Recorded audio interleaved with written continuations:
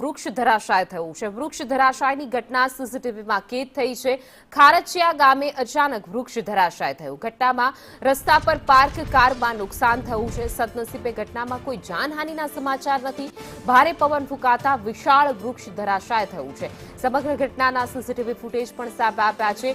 જો કે સદનસીબે ત્યાંથી કોઈ પસાર નહોતું થઈ રહ્યું એટલા માટે જાનહાનિ ટળી છે, પરંતુ ત્યાં પાર્ક કરેલી કાર છે એને નુકસાન પહોંચ્યું છે।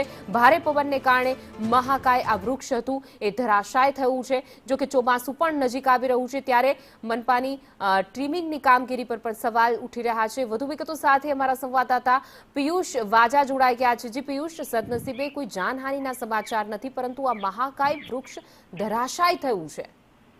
જી, ચોક્કસથી વાત કરવા જઈએ તો જે થોડા દિવસ પહેલા જે કમોસમી વરસાદ જે વાવાઝોડું જે હતું ત્યારે જે કઈ નીચેથી ફસાયું હોય તેવી સ્થાનિકો વાત કરી રહ્યા છે। ત્યારે બીજી તરફથી વાત કરીએ તો જે ગઈકાલના જે પવનને લઈને વૃક્ષ જે છે તે અચાનક જે નીચે જે કાર પડી હતી જે કારને કચ્છર ઘાણ બોલી ગયો છે। જે વિગતવાર વાત કરીએ તો જે પ્રમાણે કોઈ ત્યાંથી નીકળતું ન હતું, જે સમય એવો હતો અને તેને લઈને ત્યાં કોઈ આસપાસમાં પણ ઊભું ન હતું, એને લઈને કોઈ મોટી જાનહાનિ ટળી છે।